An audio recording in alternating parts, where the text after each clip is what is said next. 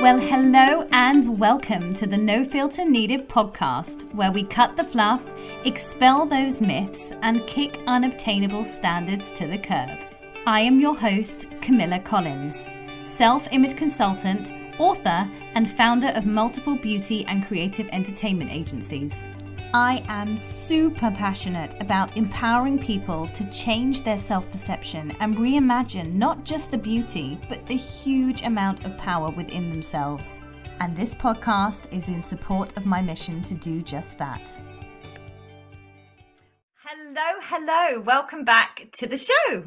Today I'm joined by the lovely Perry Louise. Now, Claire is a purpose-driven entrepreneur. She's also an author and a speaker, and she's been consulting in the culture and community space since 2013. And her vision is for a world where employee happiness is the norm and not the exception.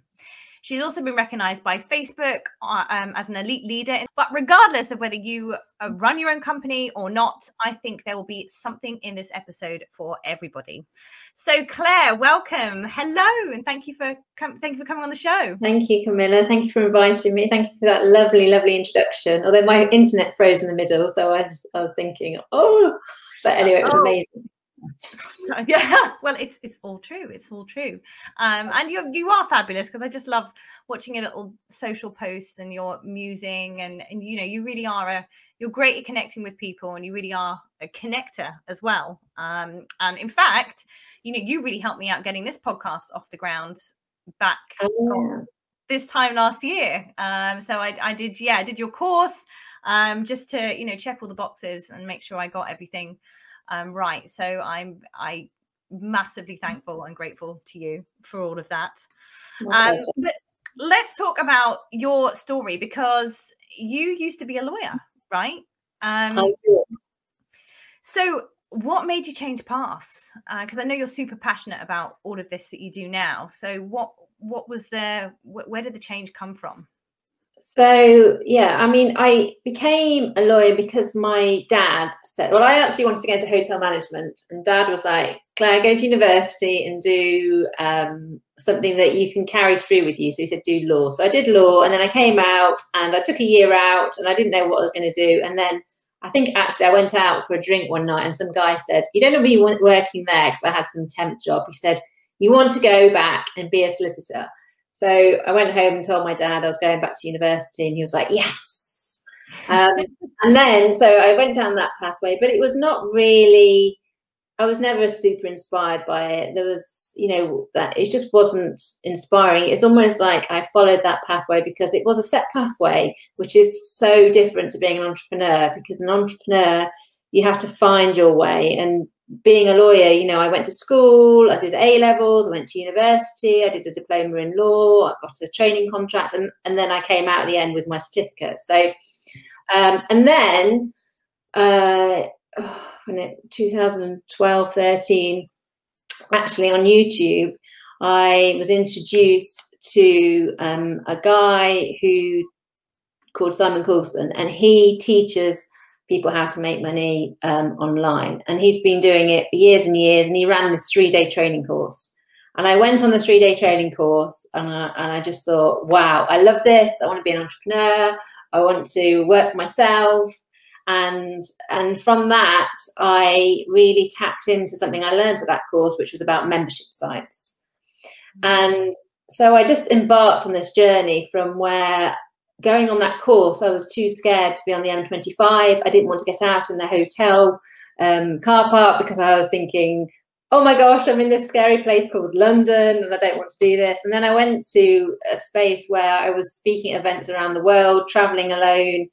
So it was really the beginning of a massive transformation for me. So, which started off with membership sites, and then I really came to understand that it's not about the membership site, because that's the tool. It's about building community, and that's why I really focused on building community back in the day. And now it's much more popular, and people know a bit more about what I'm talking about, but it wasn't so popular back in the day. So, oh my God, so that's a bit of a background.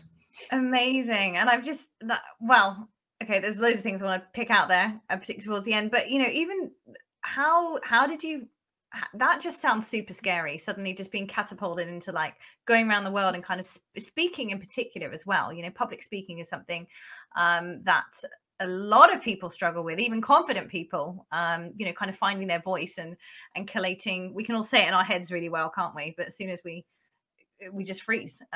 So how did you find was it kind of a journey of getting the confidence to do all of that? Yeah, definitely. And I think this is something that I see as well. And I was talking about this on Instagram this week as well, about how there's so many programs out there promising X, Y, and Z and these results.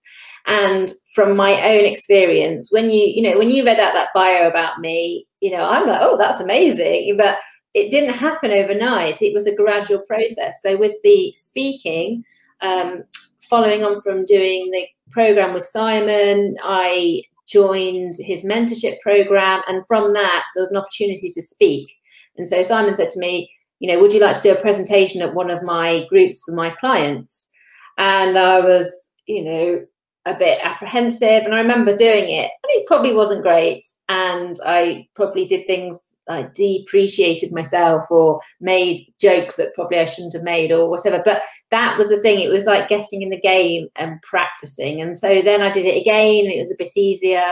And then I think one of the most important lessons I've learned is just ask for feedback as well, and then try and act on that feedback. So someone said, don't put yourself down all the time, because I do use comedy, or I do make jokes and things, and don't put yourself down, for example. So I learned that. So then it's just about getting out there and trying it and being nervous. And I think the other thing is, when I was a solicitor, I would not even speak in a meeting, but I found something that I was so passionate about. So it doesn't ever scare me to be on an interview or to be asked about what I do, because it's almost building community, building relationships, and helping people, you know, improve their businesses and their lives is just part of almost like my DNA. So it's so much easier to speak about something that you're so passionate about. So no one could ask me a question I didn't know the answer to necessarily, because,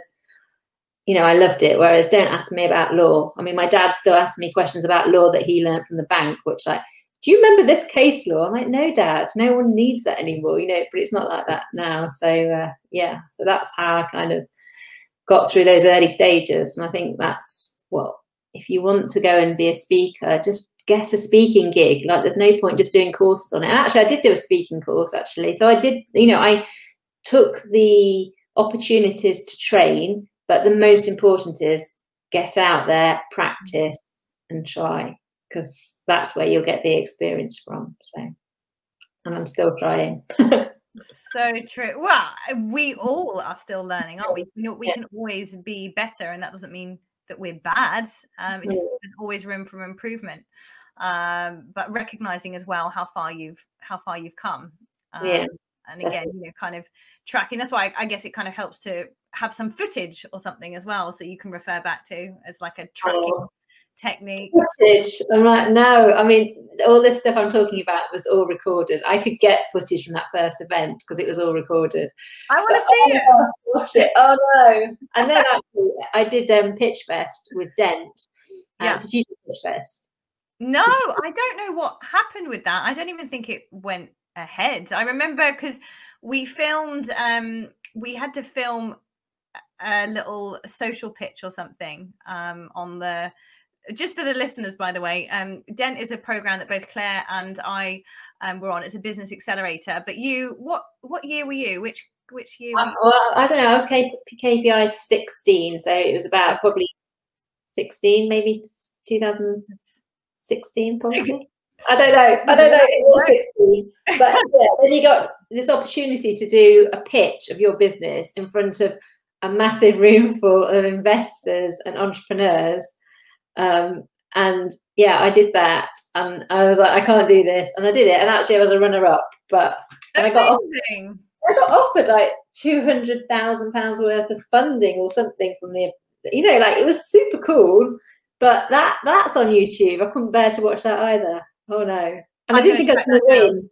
No, I didn't think I was going to get through, because you had to go through 2 different rounds. So I wasn't really wearing the appropriate clothes or anything. So I was like, you're not going to get through for that. But anyway, I did. Hurrah. Keep practicing, keep pitching. Just been on a roll ever since. Oh, that's amazing. I'm going to track down that footage because I want to. You're not. I am. I know. I know where it is. Here on YouTube, I will find it. But yeah, it's just so true. You've got to take the action and kind of learn on the job. And I guess, you know, with something like law, like it's textbook stuff. Like there's a lot of kind of, it's the law. It's there. You learn it. Whereas other stuff, and I resonate with it. I resonate with you on that because I kind of feel the same with a lot of stuff that I talk about now compared to, I guess, like makeup stuff we learn. And if I look into, you know, confidence, lifestyle, mindset, all that kind of stuff, it comes from within, and it's, you know, it's been lived. It's not been learned. It has been learned as I've lived, but it's not come from elsewhere. It's come from within. And when you find that, that kind of sweet spot, that thing within you, then you're just, you know, it's endless, isn't it? You can talk about it on and have the confidence to talk about it. There's no right or wrong with it. Yeah, definitely. So amazing. And so you say, so creating a community, you know, encourages people to have a voice. So I'm still training on with this theme here.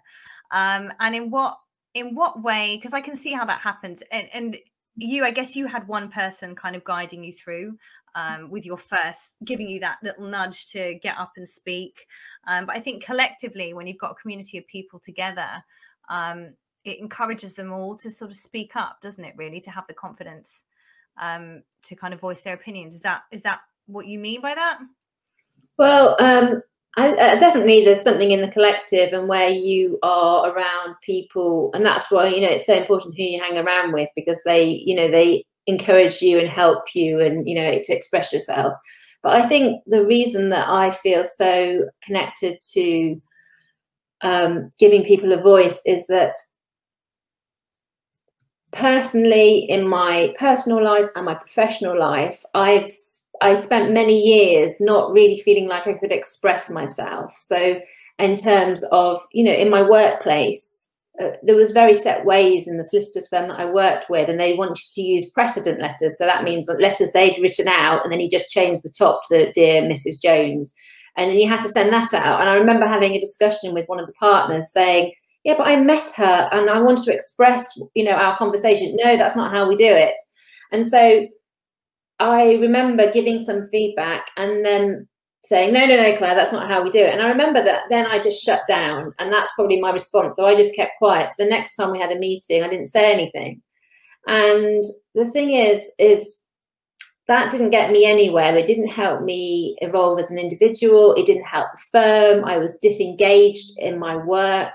And the thing about building community is and by community, it's one of those words that sometimes is super, like, what do you mean by building community? I mean, it's about, you know, it's about building relationships, and it's about connecting with people who have the same shared identity and shared vision as you, because that's why you'll have really thriving communities, say for people who are doing ultra marathon running, because it's really, really tight knit. You know who's meant to be part of it. Like, are you running an ultra marathon? Yes. Okay, this community could be for you. Are you not? No. And you just know you won't fit in there, and you won't get the lingo, and you won't be part of it. And the thing is I feel like the workplace is so, it's like this sort of silo where they expect you to go in and not really have a life outside of work.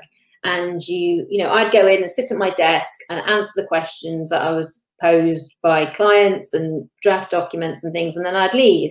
And especially in bigger organizations, if you can be more connected with the people in your firm or, you know, in your business organization, then there's an opportunity to have conversations or get assistance from others. So if I had a problem at work and I knew that somebody in the sales department, not that we have sales departments in a law firm, but say you've got someone in product and you've got someone in sales. If you're able to have a conversation between those two departments, there's a basis there for innovation. There's a basis for people to, just have conversations and say, well, this happened in my experience, and that can translate into, a solution for the problems you're having. So in terms of giving a voice, the other thing is if you build trust with others, and you do that through community, through, shared conversations, shared identity, etc., then you are much more likely to have empathy for others as well. So say I didn't hit a deadline. If you had built trust with your fellow employees and colleagues, they would say, oh, Claire didn't hit her deadline because her children were up all night because they had chicken pox or whatever. They might know that. And so they'd be more lenient on me, or they might say, Claire, can I help you with any parts of what you're doing to get you to the deadline? But what I see is that it's all so often in workplaces, it's like them and us, and like Claire's failed to do this, Claire's this, Claire's that. Whereas actually, if you seek to lead with empathy, and you seek to understand, and you seek to have the conversation, then I think that we can shift people's lives. And that's why, I'd love a world where employee happiness was the norm and not the exception, because generally in the workplace, people just go to work because it's a job. And so many people don't do it because they're inspired. And so I want people just to feel more heard and more seen, and more like they can connect with like-minded people. Because I think if you can shift people's, just shift people so they feel seen and heard, then they're going to feel better, and they're going to interact better with their family. And then the knock-on effect is massive. So it's so much more than just, like what's building community. I mean, it's building relationships, and it's building a better world, really. I mean, I could go on about it forever. I totally agree with you. And this is, similar to kind of the stuff. So I'm working with a company called Emblaze. You might know Stephen Willard, who has Emblaze. And what we call it work, talking about work life, but I feel very much, and this might come from the fact that I've worked for myself for literally forever, for so long. I did, short term. I was a PA, then I was a recruitment consultant. So I had a little kind of stint, but no like massive kind of corporate companies. But my work and my personal life has always been intertwined, and it's something that actually could be a bit of a struggle to then separate work, when I'm working and when I'm not, when my time off. Otherwise, I'm constantly switched on. But I feel that they both benefit each other, and even relationships or connections that you have in your personal life can benefit your work life, and you can sort of mix. You have like socials at work anyway, don't you? People play golf and all of that, but I just think there's blending the two together, and that there's a really nice way of doing it. Just it's not like you have to put this facade on when you're at the office, or you have to be someone else. You can be yourself the whole time. Obviously you look probably slightly more relaxed and different at home and out of work, but it's kind of blending that sort of together. And I think empathy, you mentioned empathy, which is massively important for all of us, and such a great skill to have to make people feel understood, which I think is really important, so they can open up and they can have the confidence in themselves to perform better at work, and as you say, benefit themselves, but benefit the company and the firm, and also lift other employees up. Then you've got this kind of system, haven't you, in the workplace, where everybody's kind of cheering everybody on, everybody's keeping everyone going, and inspiring one another, and pushing each other as well to do better and create better and collaborate as well, on whatever, maybe new projects, and sort of getting, I don't know, it promotes creativity, I think. Yeah, definitely. I think, massively. I mean, I totally agree with everything you've said. And I think there's especially now, there's so many more, people have struggled, this isolation that everyone's experienced. And, I've read your book, which is excellent. And it really, there is that crossover where we are, there's social media, and it's allegedly now we're all so much socially connected, but actually you know, there's so much, I feel like there's so much more disconnection, and also that kind of judgment that you're not quite doing it as well as somebody else. And you know, because like you say, you know, your book's called No Filter Needed, and it's just like, I was doing this, I was speaking to my friend the other day. She runs a really successful business in America, and we message every day, and voice message, and I was having this whole rant about, you know, like Instagram, and you know, like Instagram it's really so often got no, it does not look like your real life at all, and it's like everyone's on there, and it's really the highlight reel, and it just doesn't show the picture at all. And sometimes I don't know. I mean, I love social media on one hand, because I built my whole business through building community through Facebook, and you know, we wouldn't have this conversation if we hadn't kind of kept connected through social media. But equally, I feel like so many people are struggling because they're looking at others and they're comparing themselves against others, thinking they're not doing as well, or you know, not keeping up, or their life isn't, their relationships aren't perfect, and it really truly isn't the real picture. And you know, I was struggling, I don't know what it was, probably 8 months ago or so. I've struggled plenty of times since then, but like on this occasion, and I reached out to someone who I met through a community, my community that I set up, and I said to her, "Oh, I think you could really help me with something." And she said, "Oh my gosh, I can't believe you messaged me." She said, "I've wanted to message you for ages, but you look like you've got everything sorted, and you're like so high above me, and you'd never need any help." And then it started this beautiful friendship, and it's just, you know, that's what I feel like. I don't know how to get over it, but I just, you know, I have this hate. I mean, you could talk about this forever because your book's all about that sort of thing. Yeah, I know. I hear you, and I have this love-hate relationship with it. I don't. Instagram's a really like tricky one. I was giving a talk at a school the other day, and they said that they are asking about social media, but Instagram particularly, because it's a kind of a big one. But it's in certain generations, because then also you've got the younger ones who aren't even interested, and they're all on TikTok. And you know, it's just the amount of platforms as well. There's so many different issues. And you know, even from a business owner point of view, of like, you know, overwhelm of where you should be, what you should be, you know, which platforms you should be focusing on.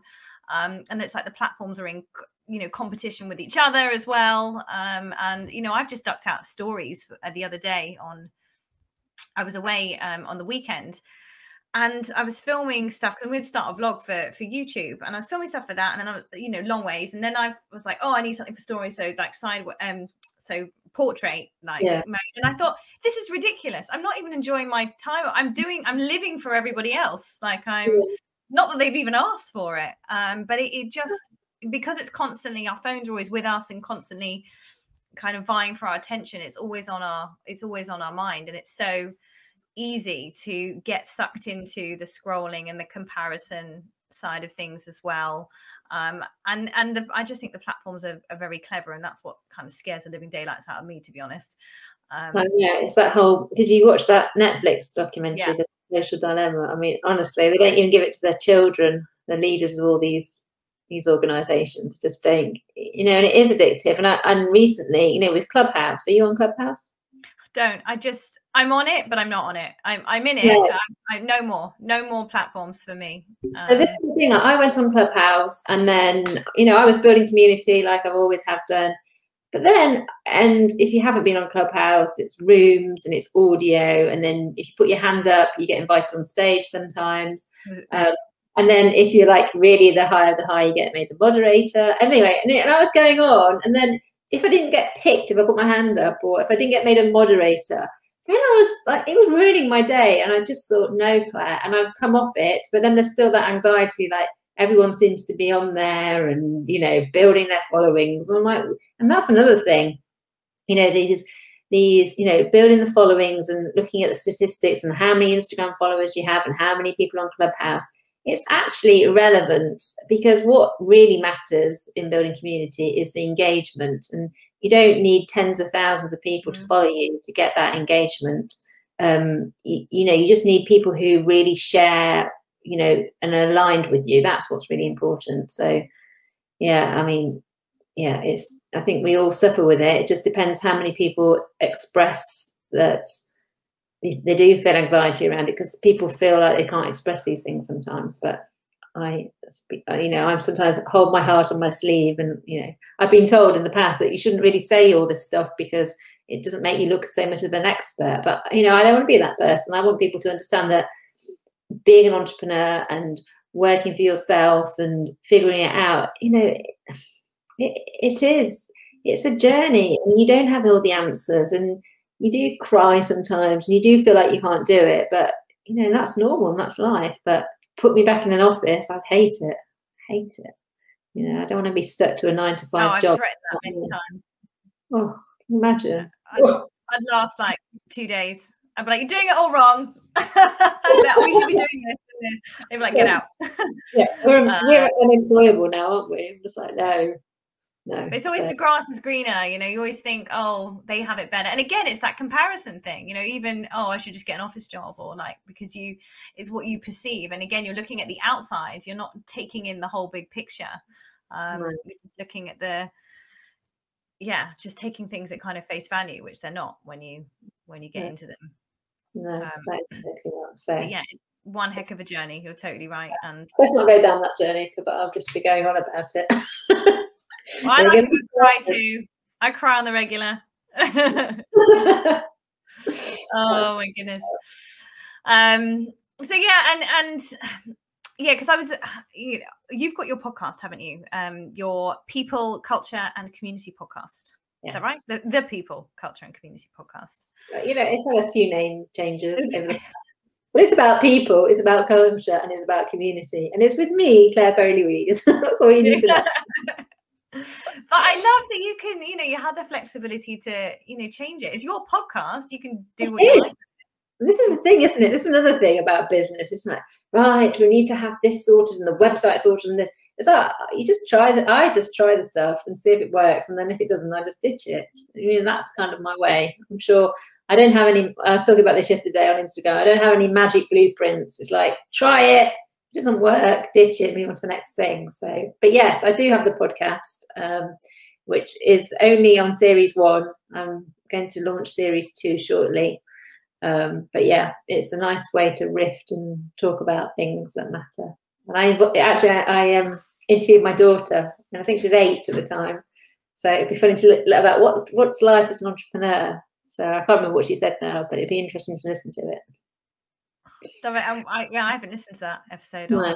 I'll have to tune into that. What does your daughter want to do? And is she kind of big on? Is she quite good with communication? Because I worry as well about, and I've noticed it within myself, my ability to communicate properly with other people. This was a few years ago. It was kind of going downhill because so much was on like WhatsApp and messaging, and it wasn't kind of the face-to-face communication that actually. You then struggle to make eye contact with people. There was a real kind of lack of confidence there. And I just, the younger generation are constantly on video calls and things like that, or Snapchatting each other, or I don't know what they're doing. And I just, wonder about actually communicating with people properly in the real world. Yeah, I mean, I have 2 daughters, and I do worry about the whole technology and communicating, and I share a lot of the things that I go through with them. They're not massive on, it's just that addiction, I think, as well, like we were talking about earlier, because the younger, she does some game and you get the daily reward for going on there, and but she's quite emotionally intelligent, and so she knows that she's being pulled into it, and sometimes she'll just cut it dead and she'll come out of it and that kind of thing. And the thing I think about communication, and I think this is rife with the younger generation as well, is, and it applies to everybody, is you write a text message and it can be interpreted in so many different ways. And I had a sort of a laugh with somebody a few weeks ago because my phone actually rang and I answered it. I was like, hi. And, it wasn't scheduled. It was just a phone ringing, because I'm bad at this as well. I just don't ring people. I have, I could tell you which of my friends ring me, and there's ones who will ring me, but it's hardly any. And the rest of it is just text messages. And then it's, you know, that's the thing about, you know, it's about communication, but communicating, I don't know, in the right way. And I you know, I do worry about this because you can interpret. And the other thing is, you know, looking at some of my daughter's text messages from a friend that she used to have, who she used to be friends with, but she's not in contact with them much now. But, you know, it's all abbreviation, and, you know, it's not like, it's all, you know, obviously lol, LOL, but, you know, it goes beyond that. Like, thank you is TY, and like literally you need a whole dictionary about the, I'm like, what is this? With you, like WIV. Now, if my daughter was writing with you, you know, I'd probably pulling my hair out. But what's, you know, there's a knock-on effect with all of these things, and yeah. You just reminded me, actually. I remember, because I didn't know they did it so much with the, like, with you. So I think we used to write that at school, on, because like phones had just come in, so it was text messages, no like WhatsApp. But I remember it was actually affecting, so my like English papers and things like that, I'd have to correct myself because I'd automatically be writing that as well. And like it's one extra letter. That much more work. Yeah, why do it? WIV. It's like, why? But it's true. It will, and it's no, you know, your peers rub off on you, and the way you're writing rubs off on you. And I've noticed this as well in communication. So somebody I work for and do some freelancing for, you know, the way he talks to me is, do this by tomorrow. You know, there's no thank you. And you know, that's the way he communicates. And the emails will come through. Like this morning, I had like 15 WhatsApps saying, do this. You know, there was hardly any instruction in the WhatsApp. But what happens is, so I find that I respond to him in quick, short ways. So in the beginning, I'd be like, hi, how are you? Da, da, da, da. He's got no interest for any of that. He's just like straight to the point, gets it done. And I understand that. And that's one of the things that when you are building relationships and building community, it's about connecting with the person where they're at. He doesn't want a big spiel from me. He wants, yes, okay, that's it. He's not going to read into it. He's not going to bother whether you put thank you or anything like that. However, in the past, when I've been doing more work for him and then I've spoken to somebody else, I've noticed that I have to watch that I don't reply quickly to their messages and fill them out properly, because otherwise they would take it in a manner like, she's not very friendly, or she's rude or abrupt, and all those kind of things. So it really does rub off on the way you communicate and the way you build relationships with others. So you have to make sure that you are communicating in a way, you know, that's, and it's reading the signs. So if you have, you know, if you're building community and you've got a Facebook group, the way you get more engagement is answering people and often mirroring back the way they respond. So if someone responds in that community and says something and maybe they end it off with a smiley emoji, when you respond to them, you end up in a smiley emoji. And it's that mirroring that starts creating that trust and that thing. That's like kind of one way that you sort of create rapport with others. So obviously this is not a podcast about how to build community engagement, but there's things like that that, you know, you can take away from this podcast and think, like, how are you communicating with others?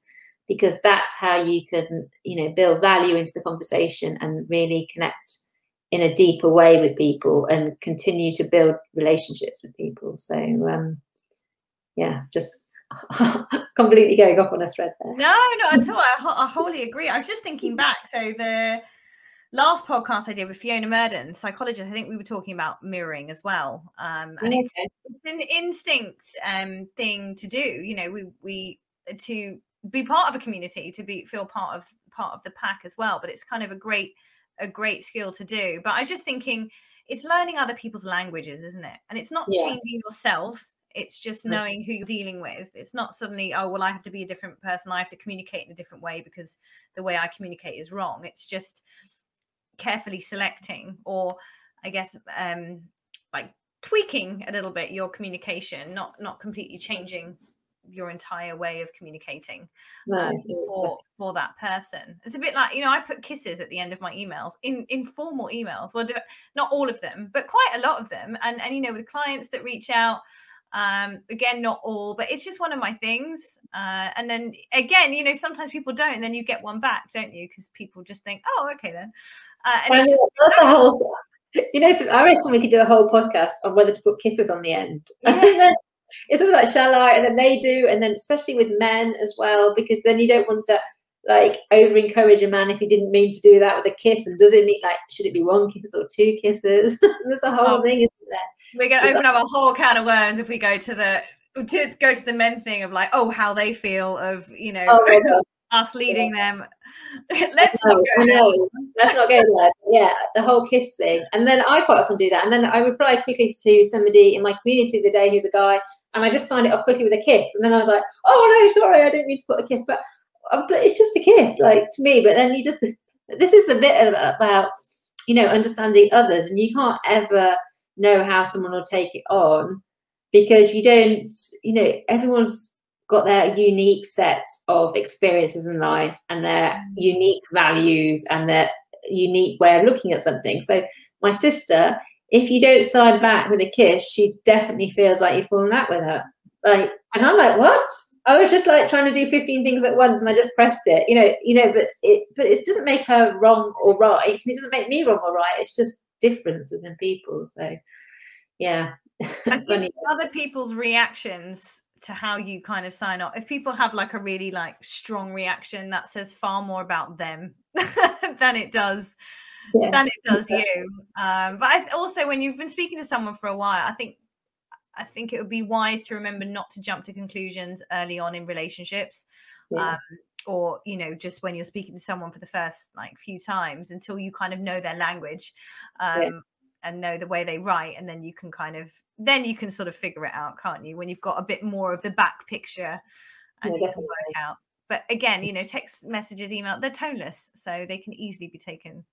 So keep away from them, guys. That's the message. Ring or voice memos, especially. That's a good thing on LinkedIn. No one sends voice notes on LinkedIn.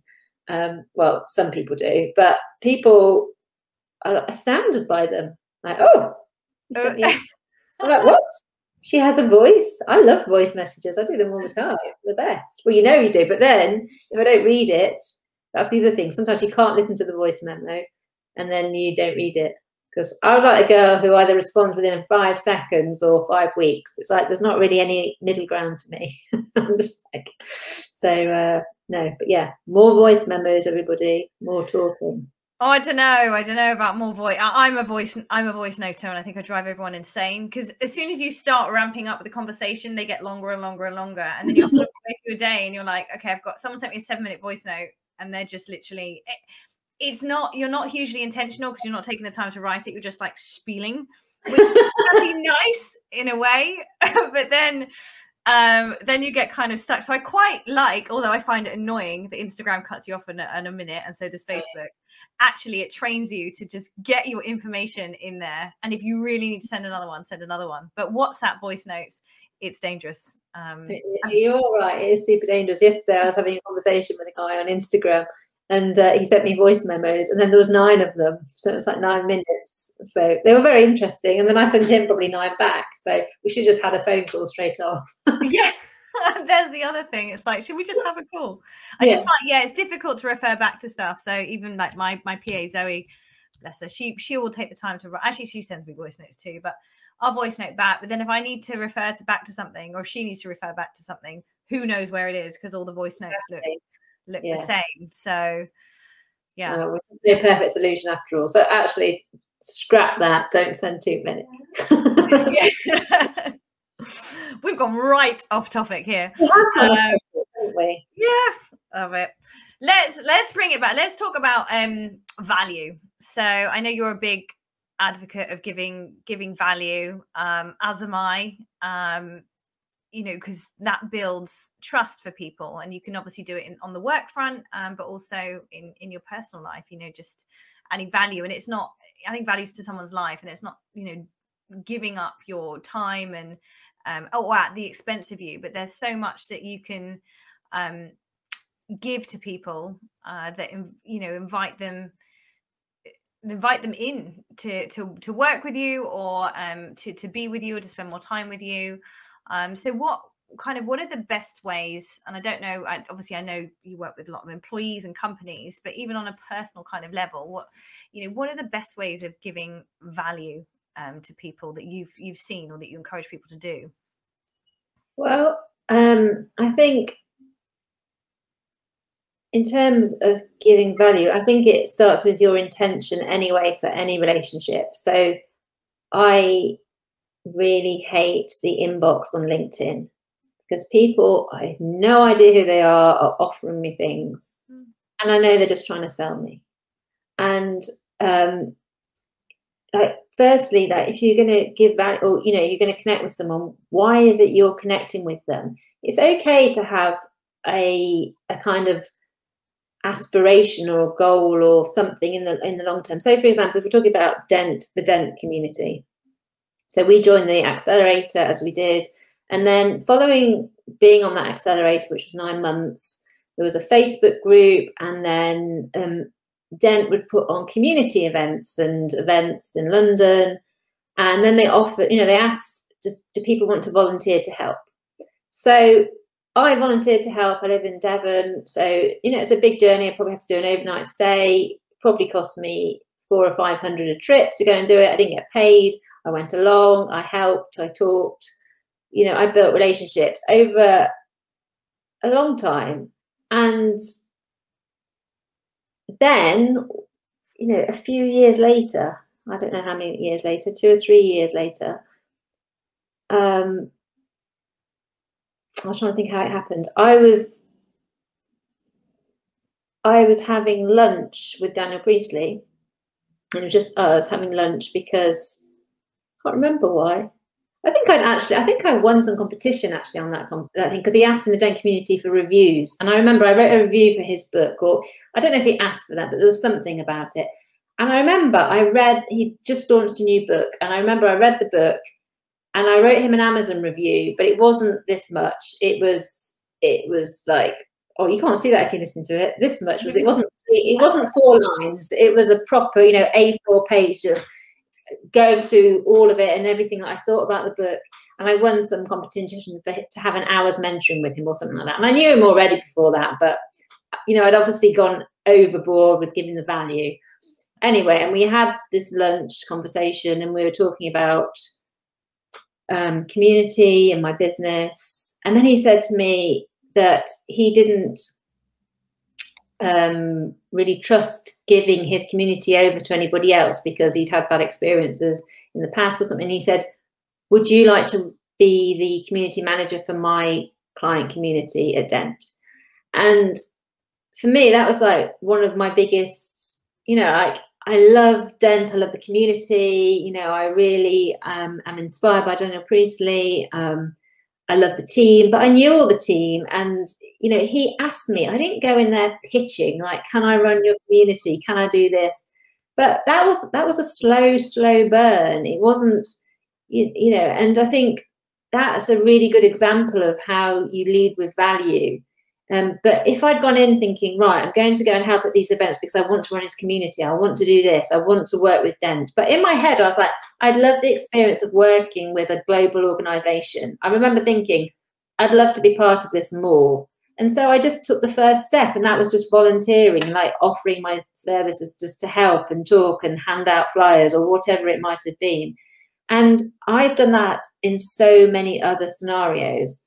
And not every time do I get the gig or get, you know, even there is no intention necessarily to get a gig, but it's just about being open. And, you know, sometimes I used to go along to those events and there'd be people, you know, moaning about something or other. I'm like, well, if you're moaning, don't come and help. Like, what are you trying to do? You're just trying to hang out with Daniel Priestley, or you actually want to be part of this community and talk to other like-minded people? So I think that's something that I'd share in terms of building value, and in terms of friends and that kind of thing. I mean, if you've got friends who are draining and always asking for stuff or always moaning, you know that you're not inclined to spend much time with them. So I think, you know, it's about listening as much as it is about talking, and, you know, listening to others, hearing their points of view. And, you know, you can give a lot of value to people by just being that ear to people, because sometimes some people just like to talk about themselves all the time, which feels like it's me today, but it is a podcast with me. It is. This is your this is my moment. So yeah, I think that's really important. That if you're starting out in business, or if you've got a business, that's why I think community building is so important, because I was thinking about this earlier. I think every single opportunity I've had has come from me building relationships. So I haven't done Facebook ads and got people into a funnel and, you know, gone that way. You know, I've known pretty much every client, or I've been referred by somebody, and that's because I aspire and I try to, you know, lead with value and lead with, you know, looking for what people need. Like, how can you help somebody out? And you know, I've been on quite a few podcasts, and I know that some people do this, but they will say, okay, I'll be on your podcast, but can you tell me how many listeners you generally get? Can you send me the statistics? Where's this going, etc., etc. But to me, if one person listens to this podcast, to me, that's enough.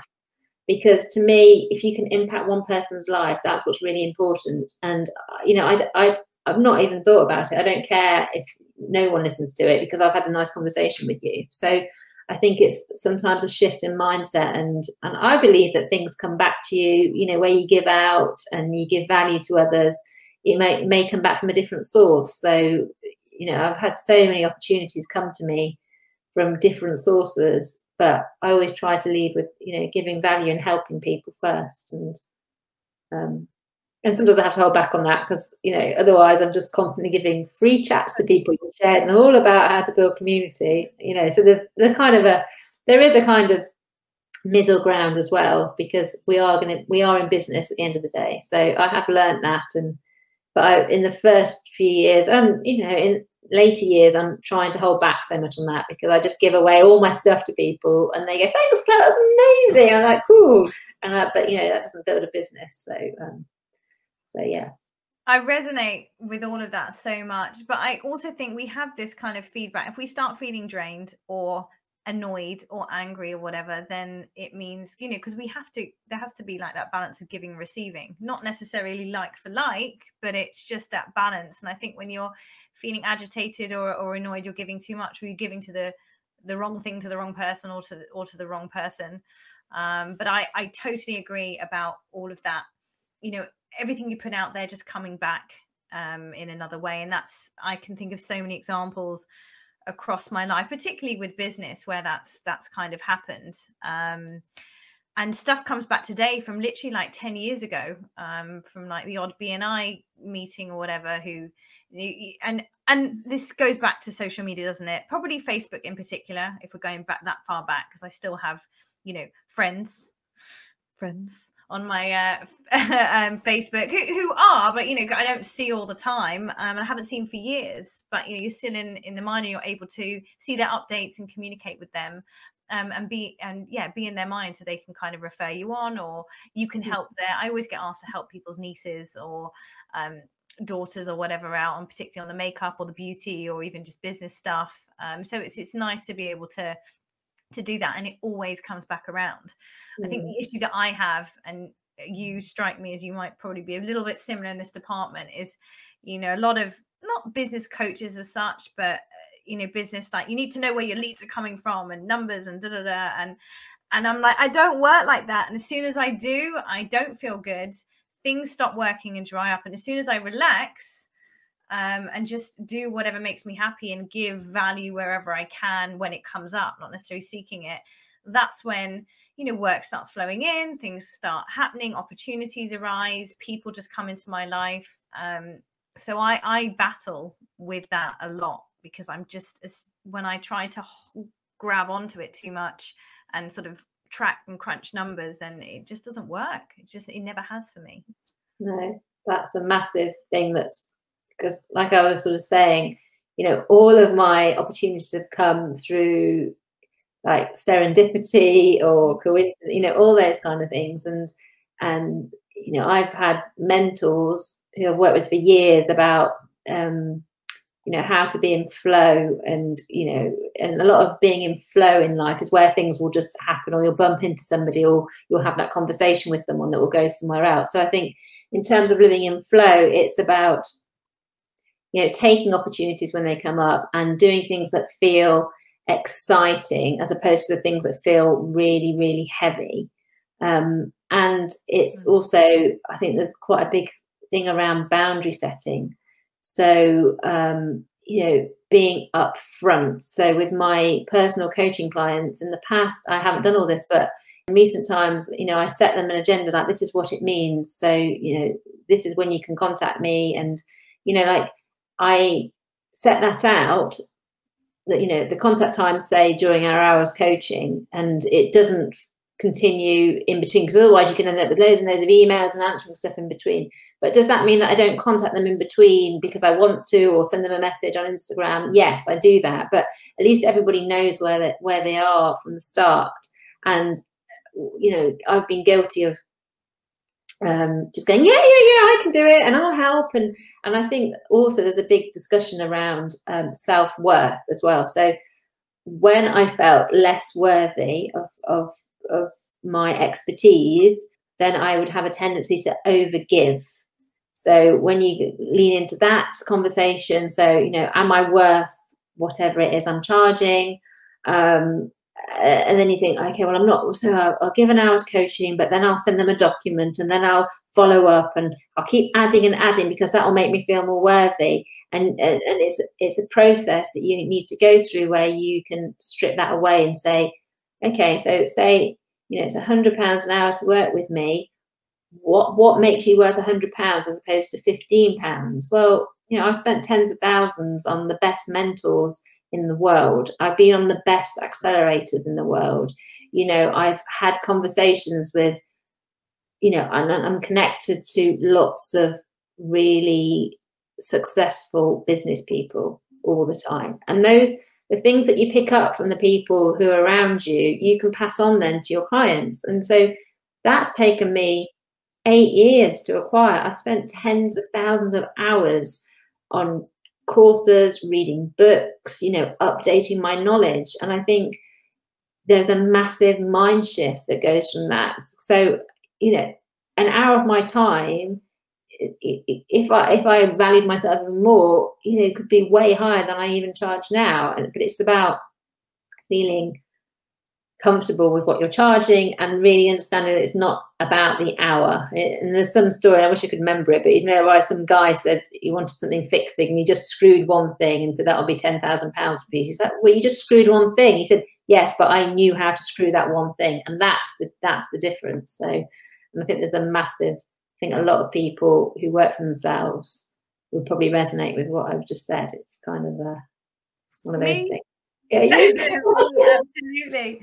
You know, and I remember even in like the makeup world, I remember a couple of years ago, the little like meme kind of flying around. It's like, you're paying me, you know, you're paying me for the 12 years that I've been, you know, crafting my craft, not for the half an hour that it took me to put the makeup on or whatever. The hour, you know, that's what you're paying for. And it goes for everything. And I think, yeah, we have to remind ourselves of that with other people, but also, yeah, if you've got your own business, or you're a freelancer, or you most people have got side hustles now anyway. Most people have got something going on. That, yeah, it's really important to remember that, and remember your mountain of value, as Daniel would say. Mountain of value, Daniel Priestley.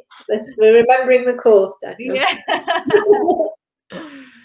Oh, Claire, this has been so amazing having you on. Thank you so much for the chat. It's been awesome. Well, thank you for inviting me. It's been very fun talking to you about all these things. I could carry on and on. I know. Part 2. We'll have to do part 2. We'll come. Yeah. Thank you. You're welcome. And if people want to find out more about you, more about the work that you do, where can they find you? Where should they go? Probably the easiest way is just to go along to my website, which is Claire with an I and an E, Perry Louise .com, and then you can find out more about me there. And you can connect with me on Instagram. Probably find lots of ways to message me nowadays. You've got a few Instagram accounts, haven't you? Or have you? Well, I have another one called Soul Plan, which is something that I learned, and is a way to basically it looks at your birth name and it shows different energies from your birth name, which kind of map out where your life will take you and things. And it's super interesting. So that's kind of like my hobby. So yeah, there's soul plan with Claire, but you don't want to be on that one for this, not for community building, but it's super interesting. So, but that's another podcast again. We've got a whole series. We can do this. Yeah, so that's the easiest way. So thank you. Wonderful. And actually, before I let you go, I always ask everybody if what I've forgotten my own question now. It's along the lines of, I haven't asked this for a while. What do you want for the world? You know, if there was one thing that you would love to see in the world and that you'd want for everybody in it, what would that be? And it can be anything at all. Well, that would be happiness. And that's why, you know, my vision has been, you know, for employee happiness to be the norm and not the exception. And I really wish more people were happier and more fulfilled with what they have already, because adding things to your life, or shopping, or drinking, or all those other things that we do to kind of numb us, like, I really wish that, you know, we could just find happiness in the present and with what we have, because we are so lucky in so many ways, and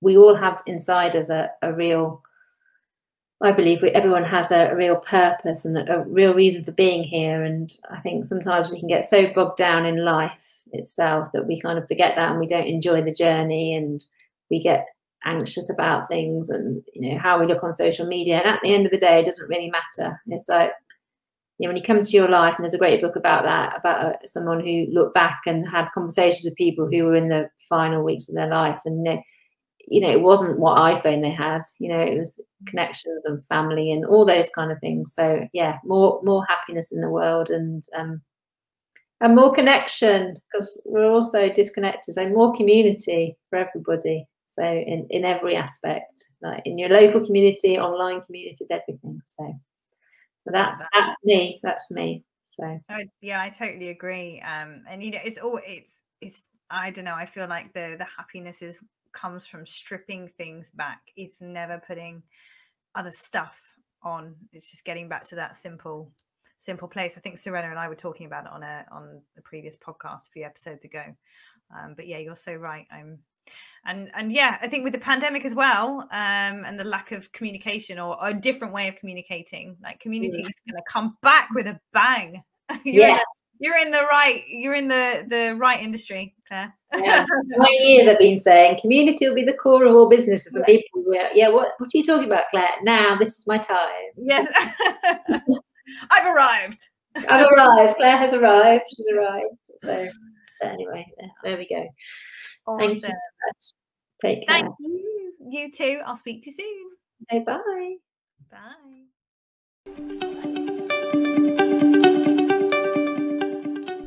Thank you so much for listening. I hope you got some good takeaways from today. And if so, then please do leave a review. Make sure you subscribe so you don't miss an episode, and you can find further insights and tools over at camillacollins.com.